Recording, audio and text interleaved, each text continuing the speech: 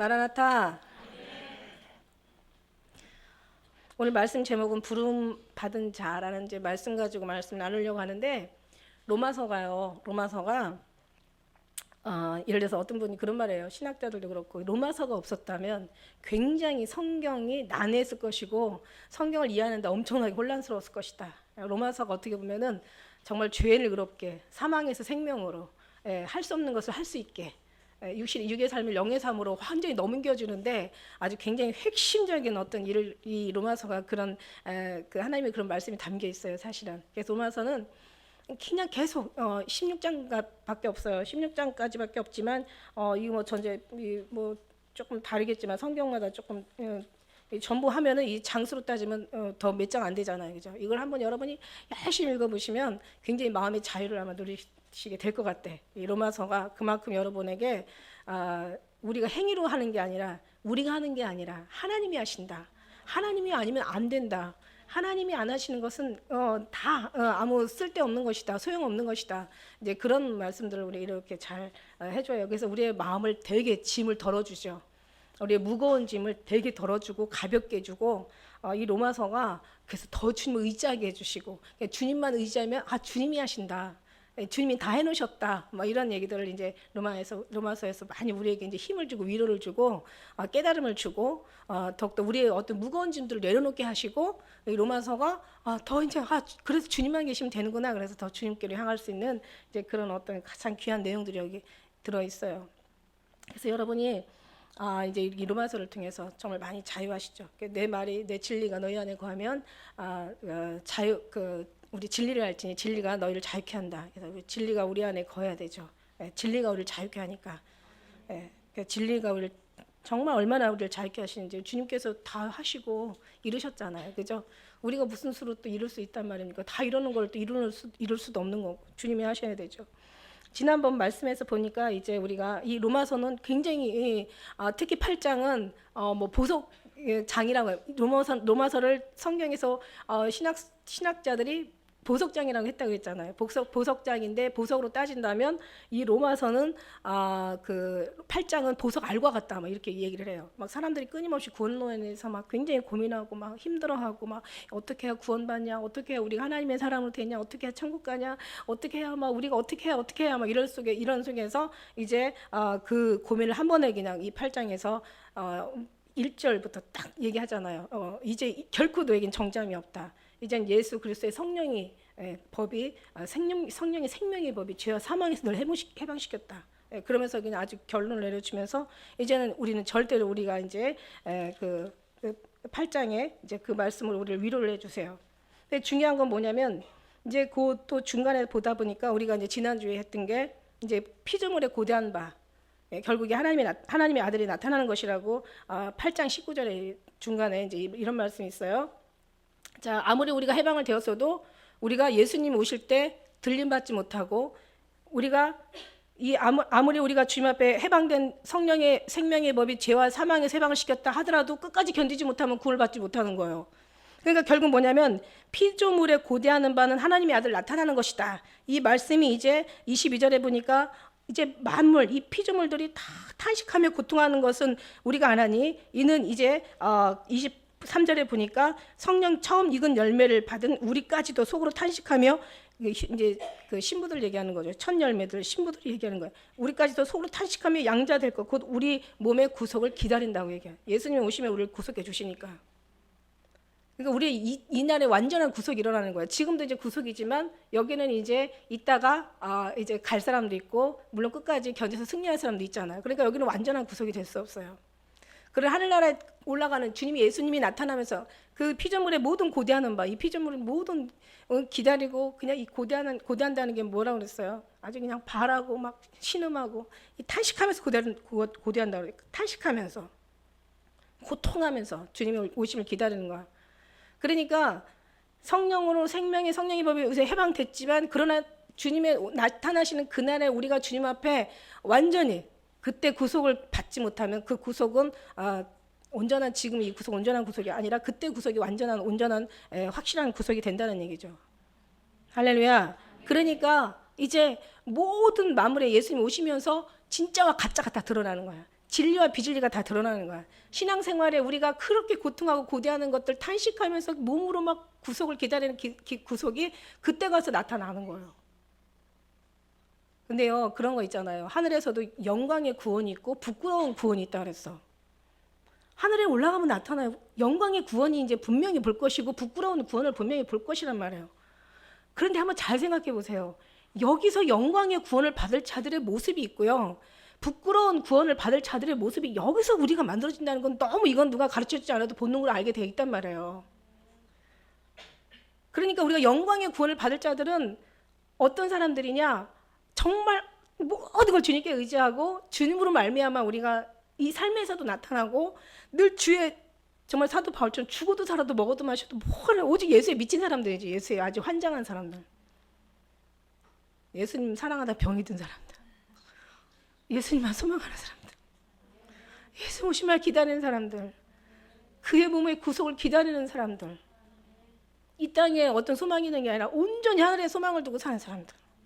다른 것에 만족하는 게 아니라 오직 예수 그리스도 한 분으로 만족하는 사람들. 영광의 구원에 이를 자들. 예. 기쁜 우리 교회 성도님들이 이래서 제가 기쁘고 감사한 거예요. 예수님만 사랑하시죠? 예수님만 사랑하시죠? 어쨌든 간에 이 모든 피조물에 고대하고 탄식하면서 기다리는 것은 우리 몸의 구속을 기다리는 그 하나님의 아들이 나타나는 것이란 말이에요. 이때는 모든 게 다 끝나는 거야. 그러니까 이게 어떻게 보면 8장에서도 앞에도 진짜 중요하죠. 서론이고 그 다음에 이게 어떻게 보면은 이게 결론일 수도 있어요. 예, 본론일 수도 있고 뭐 이게 본론이고 결론일 수도 있어요. 정말 우리의 이 신학의 이 성경의 그 언약이 다 성취되는 날이야. 이 날이 오직 예수님이 나타나신 그 날이 우리의 모든 지금까지 핍박받고 우리는 지금 보이지 않는 걸 쫓아가잖아. 어? 보이지 않는 걸 지금 보이지 않는 예수님의 오심이 지금 보여요? 우리의 지금 구원이 보입니까? 우리가 기다리는 그 마음이 이 간절함이 보이냐고요. 이게 보이는 거라면 그냥 뭔가 이렇게 확 그냥 뭐 옛날에 어른들이 그러잖아. 억울할 때마다 근데 이 버선 속이라 막 뒤집어서 보여주고 싶다고. 이 간절함이 보입니까? 예. 우리가요. 예, 그래도 본인은 알 거예요. 본인은 자기가 진짜인지 가짜인지 주님으로 만족하는지 아니면 입으로 만족한다 하지만 근데 사단이 또 때로는 우리를 공격할 때가 있어요. 나는 정말 만족하는데 어떤 때는 사단이 뭘 네가 그걸 예수님으로 만족하냐? 너 아니잖아. 뭐 이러면서 공격 올 때도 있어요. 지지 마세요 그때. 예, 악에 지지 마시고 선으로 악을 이기셔야 될 줄 믿습니다. 어쨌든 간에 정말 우리 마음이 이제 예수님이 오셔서 우리 고대하는 이 피조물이야 고대함에 탄식하는 거예요. 이 피조물에 있는 우리뿐만 아니라 모든 인간들도 이날에 이제 모든 인간 그 다음에 우리 어떤 인간들의 고통도 있고 우리 신자들의 고통도 있고 여기 보니까 성령님의 탄식도 있더라고요. 성령님의 탄식도 있어. 우리의 탄식만 있는 게 아니라 성령님의 탄식도 있어. 모든 만물의 탄식함을 그때 다 일어나는 거야. 어떤 사람은 믿음으로 어떤 믿음을 따라서 우리가 상급으로 어떤 사람은 믿음 없는 사람들은 이제 형벌로 나타나는 거야.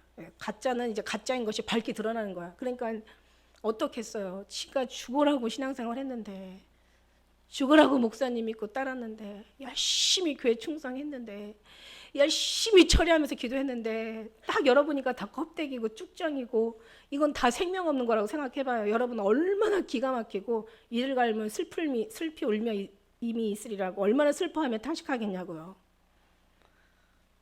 그것도 다 그때 가서 드러나는 거고 우리도 진짜로 다 이렇게 주님 앞에 드러나는 거고. 그러니까요. 정말 지금의 우리의 삶이 영광의 구원을 받을 사람의 그 신앙을 가진 그 길을 따라가는지 아니면 지금 썩어질 방향 없는 그런 신앙을 따라가는 그런 어떤 길에서 가는지 이걸 잘 구별하셔야 돼요.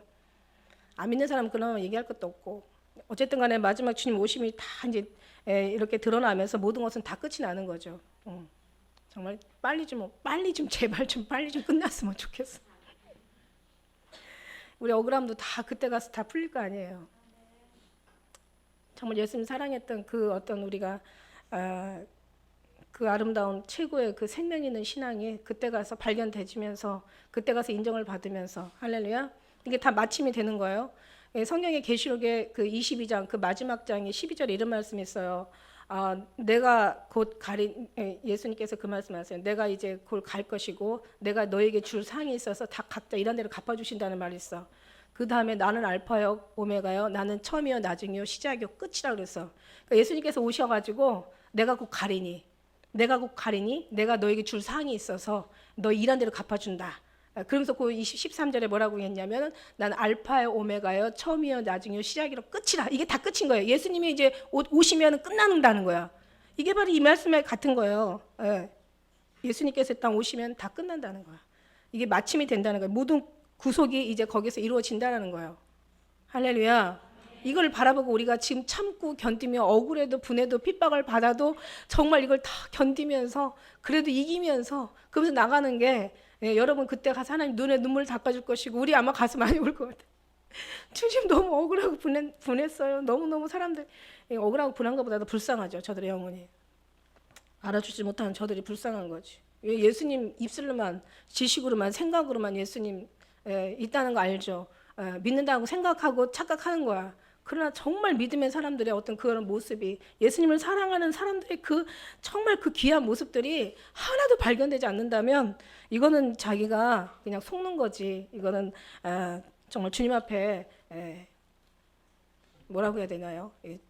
진짜 너무 누가 속였어요?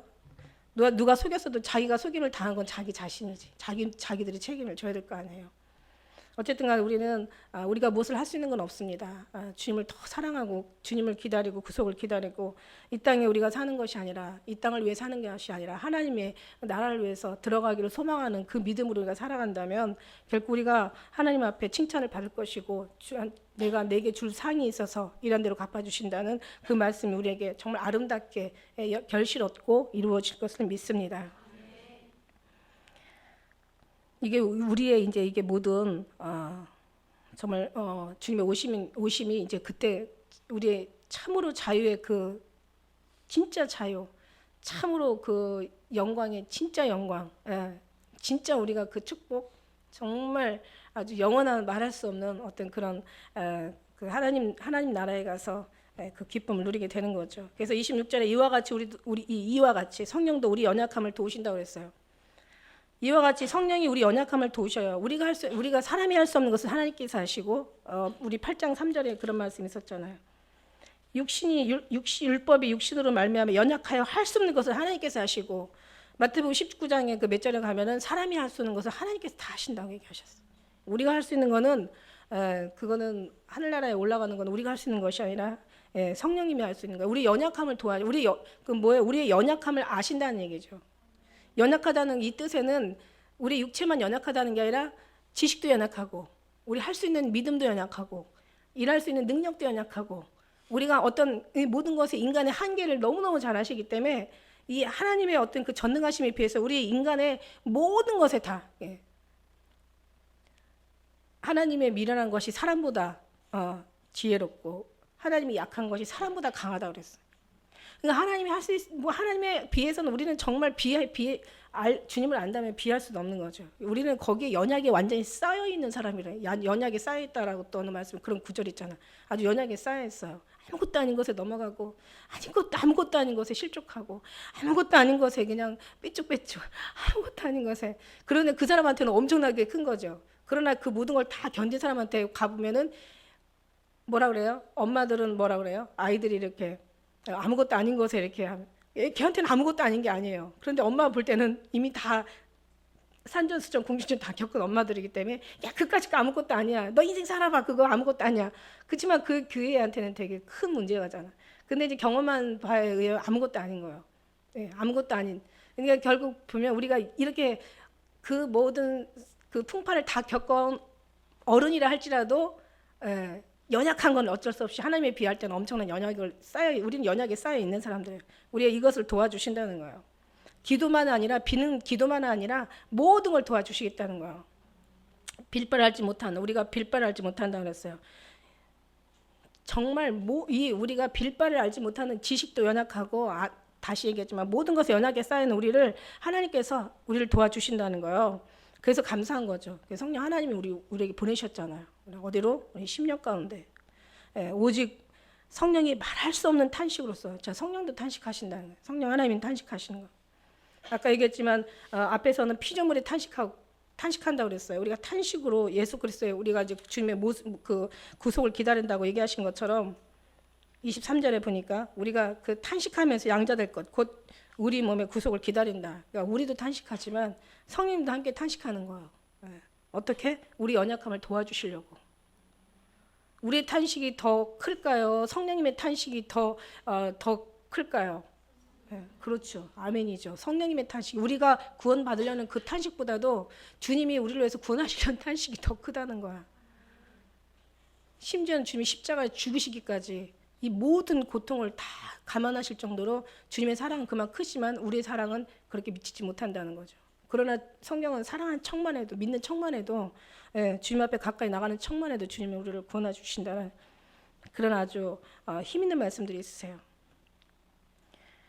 우리를 친히 간구하신다는 거야. 간구한다는 것은 중재하다는 이런 그 원어의 뜻이 있습니다. 뭐 중재 역할.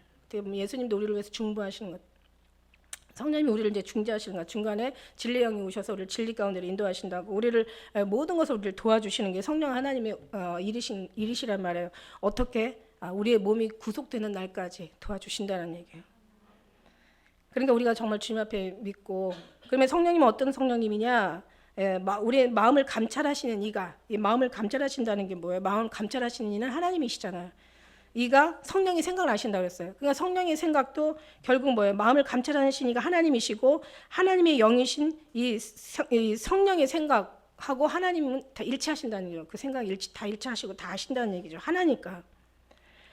그래서 하나님의 영이 하나님의 뜻대로 여기서 중요한 거는 이 성령님이 하나님의 뜻대로 우리를 위해서 간구하신다는 거야. 우리를 연약함을 도와주신다는 거야. 우리를 인도해 주신다는 거예요. 자, 그러면 여기서 우리가 진짜 중요한 것이 성령님이 오셔서 하나님의 뜻대로 하신다 그랬어요. 그럼 하나님의 뜻은 뭐냐죠? 하나님의 뜻이 이게 중요한 거잖아요. 하나님의 뜻이. 하나님의 뜻대로.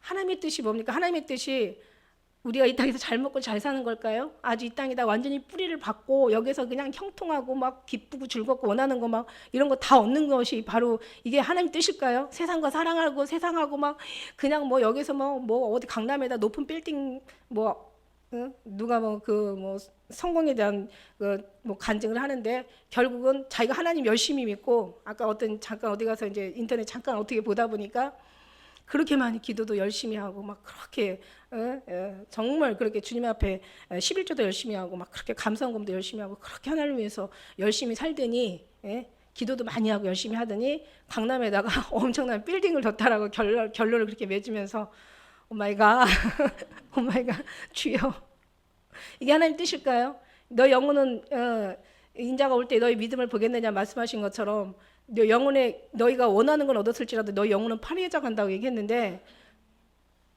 세상에 속하지 말라고 지금 성령님 분명히 그렇게 성경은 그렇게 써 있는데 세상과 벗된 것이 하나님의 원수된다고 써 있는데 그리고 이 세상의 영은 세상의 영이 있는 곳에 하나님의 영이 있지 않다고 분명히 말씀하셨는데 그럼 그게 바로 하나님의 뜻일까요? 전혀 아니잖아요. 그러니까 전혀 방향이 엇나갔어, 빗나갔어. 전혀 진리가 아닌 다른 곳으로 방향이 완전히 나가버린 거예요. 허공치는 것처럼 싸우지 말고 방향 없이 달려가지 말라고 했는데 이가 얼마나 기도를 했는지는 모르겠어요. 얼마나 정말 많은 헌금을 주님 앞에 드렸는지는 모르겠고 얼마나 주님 앞에 열심히 살았는지는 모르겠는데 결국 거기다 간증은 자기가 막 엄청난 부자가 된 뭐 강남에다가 막 엄청난 큰 빌딩을 산 이제 그런 걸로 이제 결론을 맺으면서 참 이건 아닌데라는 생각했어요. 하나님의 뜻은 그게 아니죠. 거기서 나오는 거죠. 하나님의 하나님의 뜻대로 성령님이 간구한다고 그랬잖아요. 성령이 오셔서 성령과 하나님의 영을 하나잖아요. 서로가 성령이 하나님이 이제 마음을 감찰하시니까 성령의 생각을 아신다고 그랬잖아요. 그러니까 성령의 생각 당연히 하나님의 영이니까 하나님과 하나님 영이 당연히 일치될 수밖에 없고 그 생각은 당연히 하나가 될 수밖에 없고 하나님의 뜻 또한 당연히 하나가 될 수밖에 없는 하나님의 뜻이 어차피 이 땅에 살다가 우리가 한나라를 소망하고 이제 한나라에 갈 사람들인데 인생 뭐 70이요 강건하면 80이라고 호련이가니 날아가나이다. 그러면서 전도서의 마지막 절에는 뭐라고 써있어요? 하나님을 경외하는 것이 인간의 본분이라. 너희가 하나님의 선악간에 심판하는 것을 기억하라. 이렇게 얘기하셨는데 우리가 이 땅에서 잘 먹고 잘 살고 뭐 그리고 조금 있다 그래서 남한테 좀 베풀고 선을 좀 베풀고 구제 좀 하고 이게 하나님의 뜻이라고 생각하면은 절대로 안 되죠. 하나님의 뜻은요. 그러니까 우리는 모든 게 다 왜 부자가 돼? 왜 돈을 벌어야 돼? 왜 지식을 있어야 돼? 왜 명예를 얻어야 돼? 그 모든 것은 다 정말 그 영혼을 구원하기 위한 것에 이제 포커스가 맞춰져야 되는 거야. 할렐루야. 예. 하나님이 영광을 나타내는데 하나님 영광 돈을 버는 데가 문제 그게 본질이 아니고 그게 뭐 빌딩을 산 것이 핵심이 아닌 정말 그렇다고 해서 뭐 하나님이 또 이렇게 하나님이 하셨다고 얘기하면서 하나님을 드러내지만 결국에 이렇게 하나님 하셨다고 드러내고 사람들은 이 인간 육체가 원래 이 땅의 것을 세상 것을 사랑하기 때문에 나도 기도하면 저렇게 부자가 되는구나 이렇게 되는 거야. 그러니까 하나님의 그 어떤 그 하나님의 생명이 되는 게 아니라 이 땅에 이제 그 하나님의 본질이 하나님의 어떤 그런 하나님이 목적이 되는 게 아니라 목적은 엉뚱한 데가 있는 거죠. 이게 이제 무서운 거죠. 하나님을 빙자해 가지고 자기의 원하는 것들을 얻어내려는 어떻게 보면 파렴치한 이제 자들이죠. 그런 사람들은 이제 어떻게 되는 줄 알아요? 그래서 거기서도 또 그게 또 그 사람이 끝까지 믿음을 지키면은 또 그것도 또 좋은 거예요. 그러니까 예를 들어서 그런데 이제 어느 날 막 다 망했어, 쫄딱 망했어. 어느 사기꾼한테 완전히 다 날렸어. 다 날렸는데 정말 그래도 감사해. 이러면 진짜지만. 그런 사람 그렇게 할 수 있을까요? 다 날려가지고 막 병이 들어서 욥처럼 이것도 다 도둑 맞고 막 사람들도 배신해가지고 자기를 막 완전히 치려 그러고 자기는 막 만시창이가 그걸로 인해서 병이 들어가지고 막 말할 수 없이 고통스러운데 막 너무 막 죽을 것 같이 힘든데 갑자기 그냥 다 잃고 나면 사람이 어떻겠어요? 사람이 완전히 그야말로 무덤 속으로 들어가고 싶은 마음이 아마 자살하는 믿는 사람들이 자살도 되게 많이 한다고 하더라고요. 우리나라 믿는 사람들이 자살하는 사람들이 많대. 자살률이 7년 동안 계속 전 세계 1위래요. 우리나라가. 이것도 문제인데 어쨌든 간에 그런다면 그 사람은 진짜 믿음인 거죠. 근데 대부분이 그걸 구하는 사람들이 그렇게 되었을 때, 다 욥처럼 되었을 때 정말 감사할 수 있다면 진짜지만 감사할 수 있는 확률이 굉장히 없죠. 굉장히 없어요. 내가 어떻게 했는데, 내가 주님 앞에 내가 얼마나 내가 기도를 드리고, 내가 얼마나 내가 정말 교회를 위해 헌신하고 봉사하고 평생 동안 얼마나 정말 예배 한 번 빠지지 않고 그렇게 새벽기도 다니면서 그렇게 열심히 했는데 어떻게 하나님이 나한테 이럴 수가 있을까? 그런다면은 그분 진짜죠. 그 전에 얘기에 사람을 속하는 사람 진짜지만 이런 사람이라면 결국은 그 부에게 자기는 속았고 뭔가 방향을 잘못 찾아왔겠죠.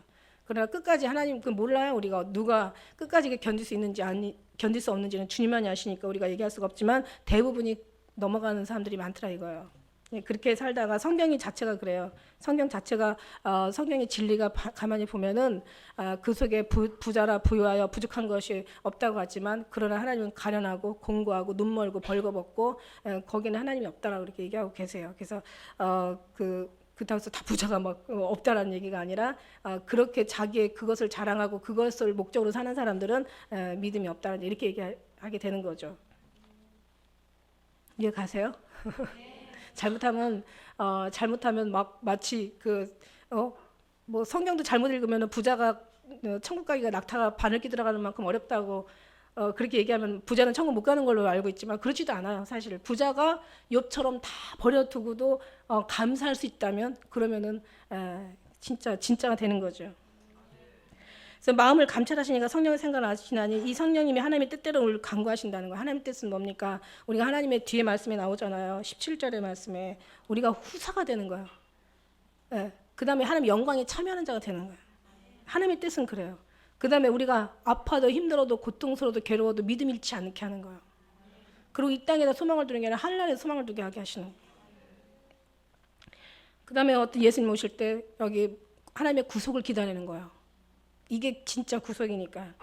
휴거 받을 때 우리가 예수님이 휴거할 때 우리가 올라가는 거고 우리가 이 땅에 소망하는 게 아니라 천국을 소망하는 것이 하나님 뜻이에요. 우리가 이 땅에 잠깐 살다가 가는 나그네와 같은 곳이고 이곳에 살아있는 의미는 아예 태어나지 않은 사람은 천국의 백성이 될 수가 없죠. 태어났기 때문에 천국의 백성이 될 수 있는 우리에게 희망이 있다는 거죠. 왜냐하면 이 땅에 있는 동안, 우리가 육체로 있는 동안에 믿음으로 우리가 성장할 수 있기 때문에, 믿는 자, 이 믿음만이, 우리가 준비하는 자만이 하늘나라에서 영광스러운 그 곳에 올라갈 수가 있고, 천국에서도 부끄러운 구원이 아닌 영광스러운 구원, 모든 영광이 다르다고 했잖아요. 하늘의 영광이 다르다고 했어요. 달의 영광, 해의 영광, 별의 영광, 별과 별들의 영광이 다 다르다고 했어요. 하나님의 뜻은 이렇게 우리가 하나님의 사람으로 거듭나서 이 땅에 속한 것이 아니라 비록 육신이 이 땅에 살지만 오직 소망과 마음은 주님 앞에 두고 오실 주님 기다리면서 그 나라를 기대하고 탄식하면서, 그냥 기다리는 게 아니라 탄식하다는 것은 아주 막 뭐라 그랬어요? 아주 고통하다, 신음하다 소리. 성경은 전부 신음으로 다 써 있어요. 보면 선지자들의 신음, 예수님의 그 신음, 성령님의 이 탄식 신음, 그 다음에 믿는 자들의 주님의 구속을 기다리는 신음, 그 다음에 모든 전도하다가 핍박을 받는 그 탄식 신음, 정말 이 모든 주님의 오심을 기다리는 모든 이 고통들로 가득 차 있어요. 성경이 사실은. 그래서 이걸로만 이 고통으로만 살면은 사실 이게 너무 슬픈 일이잖아요. 그래서 주님께서 우리 심령으로 모든 걸 일으키라고 심령에 평안을 주신 거예요. 심령으로 기뻐라고 하신 거예요. 심령으로 감사라고 하신 거예요. 네가 육체에 지금 고난을 당하지만 네가 지금은 너무 네가 하나님을 알아서 지금까지 하나님을 위해서 살았더라면 너무 행복했던 것을 지금까지 그렇게 살지 못한 것이 너무 죄송하고 부끄럽고 회개하면서, 그 다음에 그렇게 살지 못하는 형제들을 너무 불쌍히 여기면서 영혼들의 구원을 위한 것을 회개하고 탄식하면서, 모든 것이 성령의 탄식으로 되어 있고 성령님이 탄식하고 우리의 모든 이 사람들이 탄식하지만 실상은 내 속사람에서는 앞으로 만날 주님을 기다리고 앞으로 천국에 가서 누릴 영광을 생각하고, 앞으로 정말 주님께서 이제 앞으로 우리가 받을 그 후사가 돼서 이제 하나님의 정말 주실 면류관 생각하면서 이제 주님 만나는 그날을 생각하면서 너희들은 속에서 기뻐하라, 즐거워하라, 감사하라, 평안하라, 자유하라. 평안하뇨? 평안할지어다. 이 주시는 하나님의 평안은 세상 주는 것과 같지 않다. 내가 너에게 주는 평안은 특별한 거다. 이 심령에서 솟아나는 샘물같이 솟아나는 것이라 이 평안은 이 육신의 것을 넉넉히 이길 수가 있다. 이제 뒤에 가면 이제 그게 이제 결론이 나와요. 아까 보면은 1장에서 그 앞에 이제 1장에서 17절까지가 서론이면 18절에서 오늘 말씀한 30절까지가 본론이면 나중에 이게 결론이 되는 거야. 결론 나중에 이제 어떻게 되냐? 나중에 이제 막 정말 하나님의 그리스도에 막 그 참여하면서 어떤 것도 널 끊을 수 없다. 막 이러면서 이제 거기다 넉넉히 이기는 믿음이 나옵니다. 우리가 알거니와 하나님을 사랑하는 자, 그 뜻대로 부르심을 입은 자들에게는 모든 것이 합력하여 선을 이루느니라. 하나님이 선택이고 우리가 알거니와 하나님을 사랑하는 자. 자, 뒤에 보면요 기가 막힌 말씀이 있는데 어떤 말씀이냐면 오늘 제목이 부르신 자들이잖아요. 부르신 자. 여기 보니까 여기 그 29절 30절 말씀. 하나님이 미리 아신 자들을 또한 그 아들의 형상을 본받게 하기 위하여 미리 정하셨다고 그랬어요. 이는 그로 많은 형제 중에서 맏아들이 되게 하려 하심이라. 예수님이 이제 모든 이제 막 가족 어떤 계보로 따지면 예수님이 맏아들이고 그 뒤에 따르는 자들이 이제 그 다음에 이제 자녀가 되는 거죠. 자, 미리 정하신 그들을 부르셨다고 그랬어요. 30절에 보니까 그들을 또한 의롭다 하시고 의롭다 하실 그들을 또한 영어롭게 하셨다고 하셨는데 이 하나님이 부르신 자들이 있다는 거죠. 하나님을 택한 딸 난 자들이 있다는 얘기예요. 여기에 이제 이거 말씀이 이제 9장하고 또 연결이 되는데 무슨 말이냐면 하나님께서 부르신 자도 있다는 거야. 그러니까 이게 이제 성경에 보면 그러니까 많은 이제 신학자들이 뭐 예정론에 대해서 뭐 구원론이니 예정론이니 뭐 이런 말들 많이 하잖아요. 이 예정론이 여기서 볼 수가 있는 거예요. 자, 하나님이 여러분이 하나님을 사랑하는데 자, 28절에 우리가 알거니와 하나님을 사랑하는 자. 하나님을 사랑하는 자. 왜 똑같은 사람인데 어떤 사람은 하나님을 사랑하고 어떤 사람은 하나님을 사랑하지 않죠? 왜 그럴까요? 이 하나님께서 뒤에 보니까 그 뜻대로 부르심을 받은 자이대요. 그 뜻대로 부르심을 입은 자. 이 부르심을 입었다는 성경 말씀 구절들이 얼마나 많이 나오는지 몰라요. 사도 바울도 하나님의 택하심을 하나님의 그 부르심을 따라 택하심을 입었다는 말씀이 여기저기에 막 보면 보통 모든 장마다 1장 그 앞에 항상 기록하고 있어요. 하나님의 택하심을 따라 부르신 사도 바오다 뭐 이런 식으로 얘기를 하고, 우리도 하나님께서 사랑하는 자. 자, 보니까 누가 부르셨는지, 부르심을 받았는지 부르심을 안 받았는지 몰라. 그런데 중요한 거는 하나님을 사랑하는 자. 그러니까 부르심 받았다는 뜻이잖아요. 자, 부르심을 받았으면 하나님을 좀 사랑하고 있어야 되잖아요. 부르심을 받은 자, 다시 말해서 하나님을 사랑하는 자, 부르심을 안 받은 자, 하나님을 사랑하지 않는 자. 이걸로 이제 우리가 알 수가 있는데, 이게 하나님의 선택이고 하나님에게 허락하신 자들, 하나님이 부르신 자들. 요한일서 4장 10절에 사랑은 여기 있으니 우리가 하나님을 사랑한 것이 아니라 오직 하나님이 우리를 사랑하사, 이렇게 얘기하셨어요. 하나님이 먼저 우리를 사랑하셨다고 했어요. 너가 날 택한 것이 아니라 내가 널 먼저 택하여 세워놓으라, 이렇게 말씀하셨어요. 하나님이 사랑하는 자, 하나님이 택한 자, 하나님이 허락한 자, 하나님이 부르신 자들, 그런 자들이 하나님을 사랑한다는 거예요. 우리가 알거니와 하나님이 사랑하는 자, 곧 그 뜻대로 부르심을 입은 자에게는 모든 것이 합력하여 선을 이룬다고 했어요. 할렐루야. 자, 그럼 여기서 부르심에 대한 오늘 말씀이 제목이니까 한번 좀 구체적으로 말씀드려볼게요. 한번 우리 로마서 9장 11절의 말씀이 바로 옆에 있으니까 한번 보세요. 로마서 9장 11절의 말씀. 이제 들어가면 여기서는 이제 택함 받은 자들로 이제 또 다시 말씀이 주어지는데, 자식이 아직 나지도 않았어. 무슨 선이나 악을 행한 그런 것도 없어. 그런데 택하심을 따라서 하나님의 뜻이 행위로 말미암지 않고 오직 부르시는 자에게 말미암아 서게 하신다는 말이에요. 할렐루야. 내가 잘한 것도 없어요. 뭔가 아무것도 뭐 한 게 없어. 근데 오늘 하나님께서 우리를 부르셔가지고 하나님을 사랑하게 하시는 거예요. 정말 이 택함 받은 게 너무 감사하죠. 그러니까 여러분이 하나님을 사랑하는 것은 여러분이 사랑하는 게 아니라 하나님께서 부르셨기 때문에, 하나님을 택하셨기 때문에, 그래서 하나님이 서게 하신 거기 때문에 하나님이 허락하신 자들이야. 너희들에게는 허락되었으나 저들에게는 허락되지 않았다고 얘기하신 것처럼, 이 자체가 너무 이게 너무 감사한 거예요. 여러분은 하나님 허락된 자들입니다. 그래서 요한복음 13장 1절에 보니까 세상에 있는 자기의 사람들을 사랑하실 때 끝까지 사랑하신대. 얼마나 감사해요. 6장 37절에 보니까 아버지께서 내게 주시는 자는 다 내게로 올 것이요 내게 오는 자는 내가 결국 내어 쫓지 않는다 그러셔. 자, 무슨 얘기예요? 아버지께서 내게 주신 자, 아버지께서 주신 자가 있는 거야. 그러니까 신앙생활을 해도요, 그 요한복음에 보면 참, 그래서 요한복음을 많이 보시라고 이야기해요. 요한복음을 보면은 아버지로 말미암지 않으면 내게로 올 자가 없다 그랬어요. 그러니까 다 아버지의 영, 아까 얘기한 하나님의 영, 성령이 생각을 아신다 그랬죠. 서로가 한 영이기 때문에 당연히 알죠. 성령이 여러분을 마음을 이제 그동안 이렇게 만져주신 거예요. 택하셨기 때문에 하나님을 사랑할 수 있는 마음을 여러분이 주신 거예요. 왠지 끌린 거예요. 왠지 끌린다고 하잖아요. 왜 자기 식구가 되려면 이렇게 끌리더라고요. 끌리는 게 있어. 장로님하고 저하고 만났을 때 안 끌렸으면 결혼했겠어요? 뭔가 탁 그냥 뿅하니 끌리는 게 있었잖아. 그죠? 여러분 마찬가지 끌리는 게 있어. 하나님은 마찬가지. 우리가 끌리는 거예요. 성령이 왠지 이끌어 가셔. 성령이 우리 인도해 주신다고 했어요. 진리의 영으로. 진리의 영이 진리로 인도해 주신다고.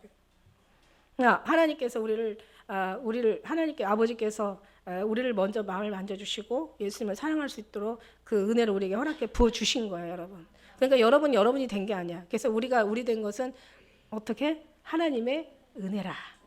하나님의 은혜예요. 여러분이 택해서 온 게 아니에요. 절대로.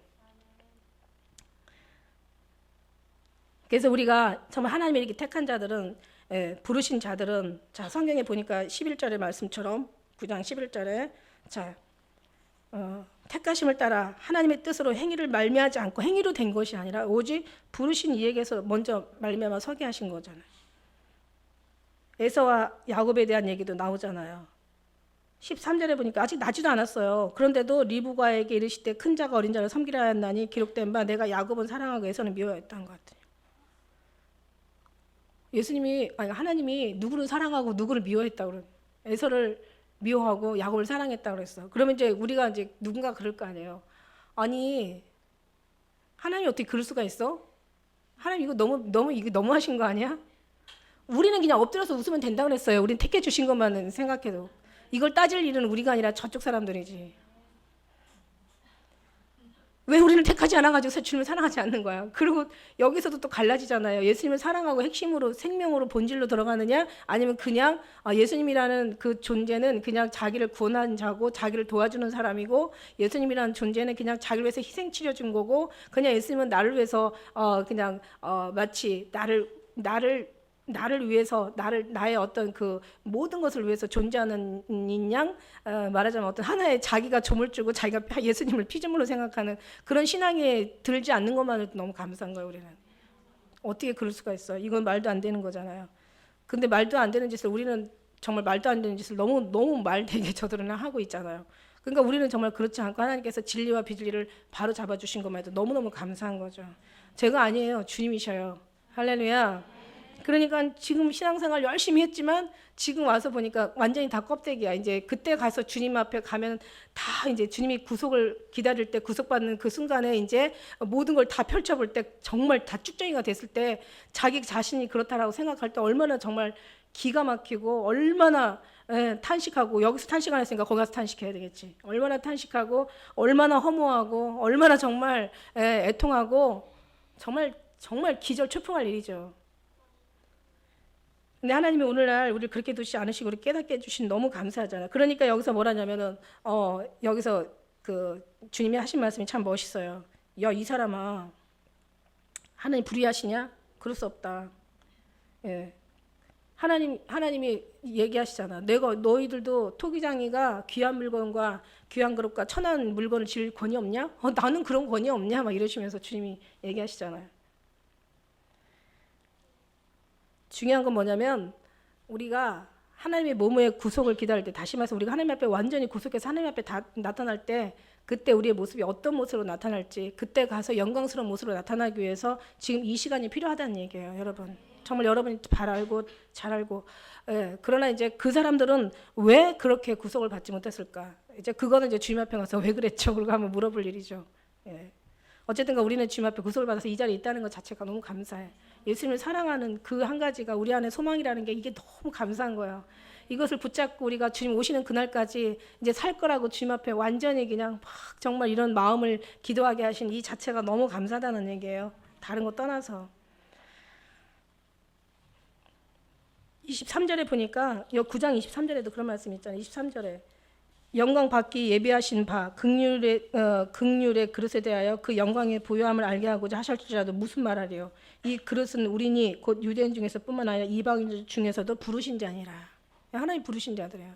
하나님께 부르신 자들이 있어요.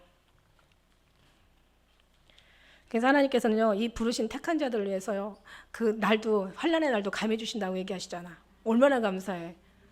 그러니까 하나님의 모든 이 우주 만물의 중심은 늘 하나님으로 움직여야 되지만 하나님의 중심은 뭘로 움직이냐면은 우리 택한 자들을 위해서 중심으로 움직이신다는 거예요. 이게 너무 감사한 거예요. 우주 모든 만물은 하나님의 중심이에요. 그러나 하나님의 중심은 우리 택한 자들을 위해서 중심으로 돌아가신다. 하나님은 택한 자들을 위해서 날수도 감해 주신대. 그 다음에 하나님께서 택한 자들을 사방 땅 끝에서 하늘 끝에서 이 끝까지 천사들을 다 보내가지고 모으신대. 그 다음에 하나님께서는 택한 자들의 원한도 풀어주시지 않겠느냐 이렇게 얘기하시고 계세요. 그 다음에 누가 능히 하나님의 택한 자들 송사하리요. 의롭다 하시는 하나님이신데 누가 우리를 정죄하겠느냐. 하나님께서 막 싸고 도시는 거예요. 이렇게 택한 자들을.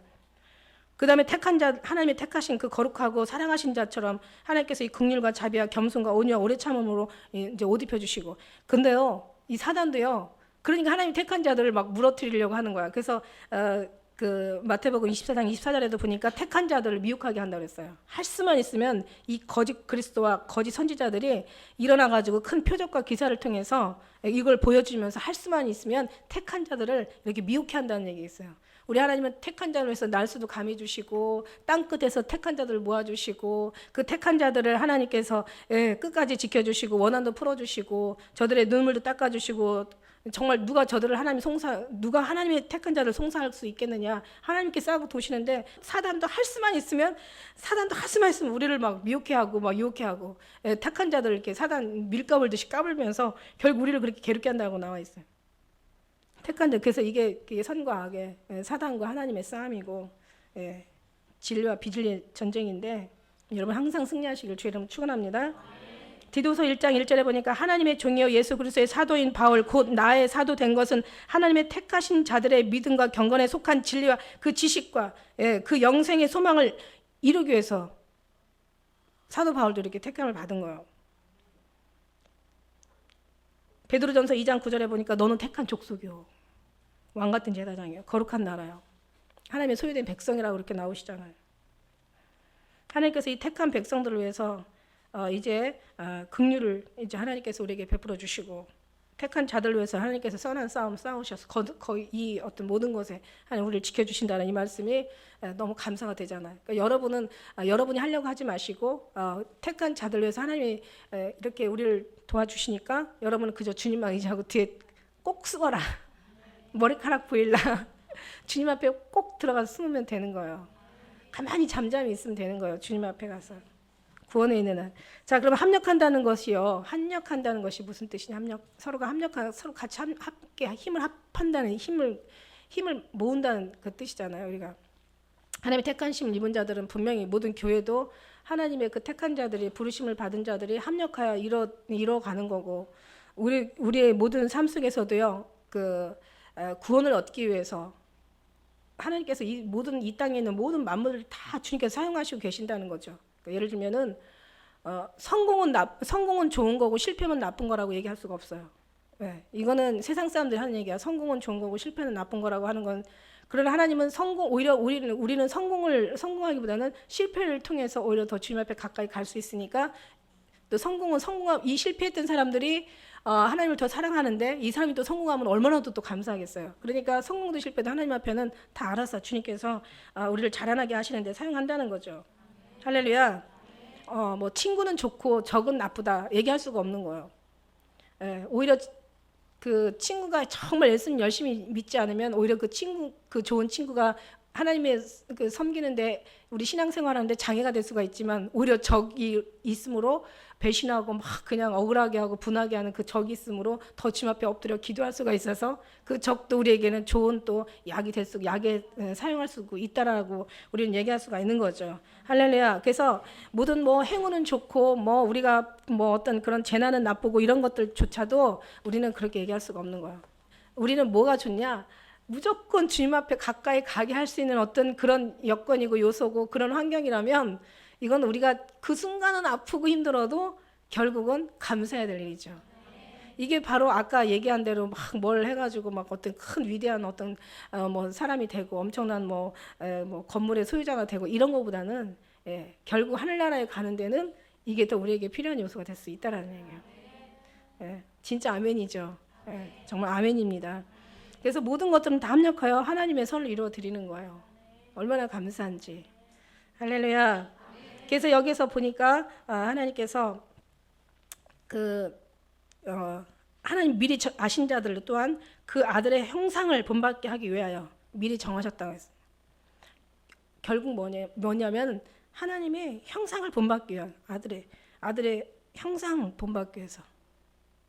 자, 그럼 이제 여기에서 이제 우리의 이제 모습이 나와야죠. 아들의 형상을 본받는다.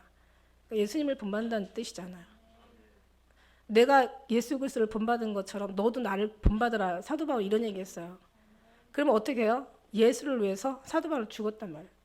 예수를 위해서 살았단 말이에요. 살고 죽고 먹고 마시고 오직 예수를 위해서 이렇게 살았단 말이에요. 예수님도 아버지에게 완전히 죽기까지 복종하시고 충성하셨다고요. 죽음으로 승리하셨단 말이야. 아버지의 뜻에, 하나님의 뜻에 완전히 순종하신 예수님. 그 다음에 예수님의 그 복음을 전하기 위해서 자기의 모든 걸 다 쏟아낸 사도 바울. 그를 본받으라고 얘기하잖아요. 그러니까 우리가 이걸 위해서 우리도 살아야 되는 거죠.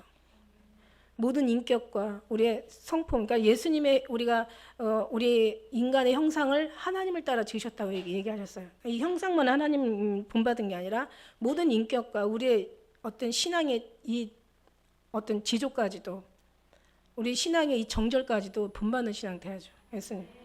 오늘 철저하게 하늘나라를 위해서 살아야 되는 사람들이 돼야 되죠. 우리가 성공을 하든 실패를 하든, 우리가 뭐 먹든 뭐 먹지 못하든, 우리가 낮든 높아지든, 우리는 무조건 다 우리의 몸에서 하나님의 영광을 나타내기 위하고, 하나님은 우리의 몸에서 우리의 삶 속에서 영광을 받기 위한 것이 하나님의 뜻인 거죠. 그러니까 우리는 그런 삶을 살아드려야 되는 거예요.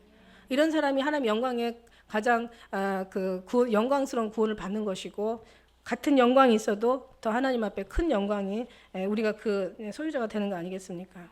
할렐루야. 이 아들이 형상을 본받게 하기 위해 미리 정하셨다고 했어요. 이는 그런 많은 형제 중에서 맏아들이 되게 하려 하심이라. 그럼 이제 우리는 이제 그 뒷달에는 이제 후손들이 되는 거예요. 예수님의 맏아들이 되고 우리는 그 뒤에 이제 자녀가 되는 거예요. 어떻게 보면 이 말씀이 되게 거룩하신데요. 예수님이 우리를 위해서 죽으시기까지 우리를 이제 하나님과 정말 하나님과 가까이 할 수 없는 우리 죄인들인데 예수님이 십자가로 다리를 놔서 이제 하나님 앞에 가까이 구원받는 것만 해도 너무 감사한데 여기 지금 이 말씀을 우리가 감당할 수 없는 기가 막힌 말씀이에요. 그가 맏아들이 되게 했으면 우리는 그의 차자들이 되게 했다는 뜻이잖아요. 예수님은 십자가 죽으시기까지 해가지고 맏아들이 되셨다는 얘기예요. 우리는 그냥 아무것도 한 것도 없어. 우리는 뭐 죽은 것도 없고 아무것도 한 것도 없어. 근데 맏아들이 되게 하셨다는 것은 그만큼 우리도 주님의 그 고난에 참여하는 자가 돼야 된다는 거죠. 할렐루야. 그러니까 적어도 그냥 사도 바울처럼 좀 살았어야 그래야 예수님이 맏아들이 되셨으면 그 밑에 차자라도 됐지만 우리는 그렇게 한 것도 없는데 차자가 된다는 건 너무 죄송한 일이잖아요. 그러니까 우리는 어떻게 살아야 되냐면 지금 뭐 시대가 뭐 일부러 우리가 그렇게 이제 모든 걸 다 내놓고 살 수 있는 그만큼 우리가 지금 고난과 핍박을 일부러 가서 받을 수는 없지만은 어쨌든 간에 이 세상 속에서도 오직 주님을 가장 중심으로 해서 산다면 우리도 그에 뒤따르는 후손이 되고 우리가 주님의 기업을 받을 그런 후사가 된다는 얘기예요. 그러니까 하나님의 상을 받기 위해서 고난도 함께 받아야 할 것이라. 근데 이 고난을 싫어한다면 결국은 어떻게 해요? 고난은 싫어하고 하나님 앞에 상급만 받을 수는 없는 거예요. 우리가 진리를 말하면 우리가 이 마지막 시대에 더군다나 이제 진리를 얘기하면 우리는 당연히 핍박을 받죠. 의인이 고난이 많다고 그랬어. 그러나 하나님이 의인 고난에서 건져주신다고. 30절 같이 읽겠습니다. 시작. 또 미리 정하신 그들을 또한 부르시고 부르신 그들을 또한 의롭다 하시고 의롭다 하신 그들을 또한 영화롭게 하셨느니라. 아멘. 이게 이제 삶의 과정인 거예요. 영화롭게 하다. 영화라는 것은 영광과 명예, 어떤 신적인 광이라는 뜻인데 여러분 이게 하나님이 정하신 자를 정하셨기 때문에 우리가 나지도 않았어. 어떤 행위가 있는 것도 아니야. 근데 이미 우리가 나오기 전에 이 세상에 나오기 전에부터 하나님이 우리를 아신 바 됐다 그랬어요. 우리를 정하신 바 됐다 그랬어요. 그러니까 때가 되면 이 시대에 내보내신 거예요. 많은 사람이 예수님을 기다리다 갔는데 결국은 이제 죽어서 주님을 만났을 텐데 우리가 하나님이 이제 우리를 기회를 주신다면 살아서 주님을 만날 수 있는 이 기회를 주신 이 영광은 정말 말할 수 없는 우리에게 큰 영광입니다. 어떻게 산 자가 주님을 이렇게 산 몸으로 볼 수가 있습니까? 그렇기 때문에 우리는 완전히 철저하게 우리는 없고 구속한 주님으로만 우리가 완전히 둘러싸여 있어야 맞는 것입니다. 그냥 보통 사랑하는 게 아니라 정말 마음과 뜻과 정성과 목숨을 다해 사랑하는 그 말씀이 결국 이 하나님의 부끄럽지 않는 영광의 구원을 받을 자들입니다. 예수님 오시면 그 온전한 구속을 우리가 받을 자들이란 얘기예요. 하늘나라에 가서 주님과 영원히 이 땅에 우리가 그렇게 사모하고 그리워하던 주님, 정말 어떤 상황 속에서도 예수님 때문에 우리가 참고 견디며 정말 어떤 힘든 것도 다 그 고난도 정말 기쁨으로 받으며 모든 것들을 주님을 기다리면서 그 주님이 기다림이 힘이 되고 주님을 만나기 위한 소망이 바로 우리에게 능력이 돼가지고 정말 그 주님 때문에 우리가 모든 걸 이길 수 있고 견딜 수 있고 모든 걸 참을 수 있고 모든 걸 승리할 수 있는 이 믿음이 이게 하나님 앞에 가서 올라가서 받을 지금 이 모든 사람들이 다 연약에 쌓여 있잖아요. 그 중에서 이 주님으로 말미암아 우리가 설 때 우리가 천국에서도 정말 아름답게 그 하나님의 구속을 통해서 영광을 나타내게 되실 줄로 믿습니다. 할렐루야. 그래서 하나님이 지금 이 시대에 보낸 게 너무 감사한 거예요. 우리는 시대를 정말 잘 타고 우리가 왔어요.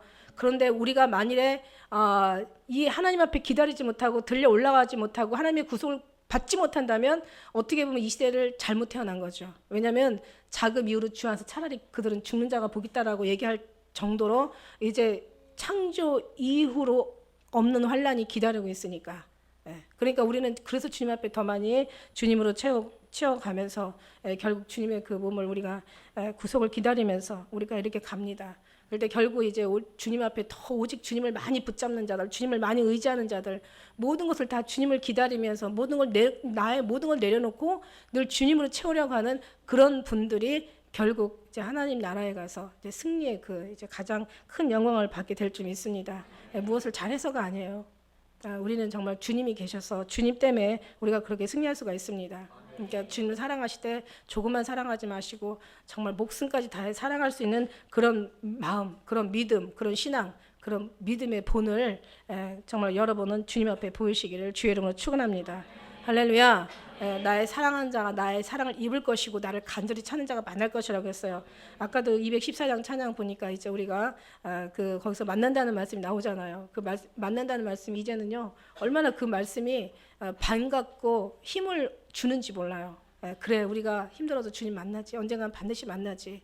예수님께서도 이제 내가 곧 가리니 내가 네게 줄 상이 있어서 너 일한 대로 갚아줄 것이다.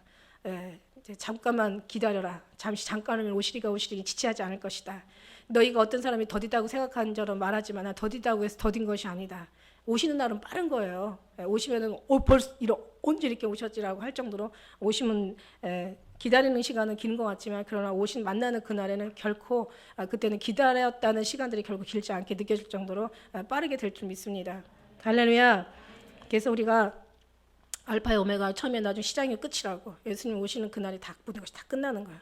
우리 모든 믿음도 다 그때는 끝이 나고 여러분 수고했던 수고도 다 마치는 날이고 여러분이 그렇게 많이 힘들었던 그런 것도 다 마치는 날이고 여러분이 진짜인지 가짜인지 다 그게 이제 그날 이제 다 펼쳐지는 날이고 숨은 것이 감춘 것이 다 드러나는 날이고 사단은 쫓겨나는 날이고 예수님을 기다리는 신부들은 구원의 날이고 여러분의 모든 이 땅의 우주 만물의 모든 고통이 신임이 다 맞춰지는 날이고 이것을 우리만 기다리는 게 아니라 성령님도 탄식하면서 기다리시는 날. 여러분 그날에 많은 사람들이 주님 앞에 그렇게 아름답게 나타나실 때 주님의 영광은 그만큼 크게 되는 것입니다.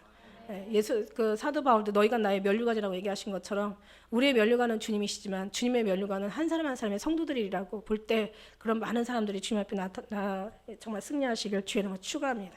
기도드리시겠습니다.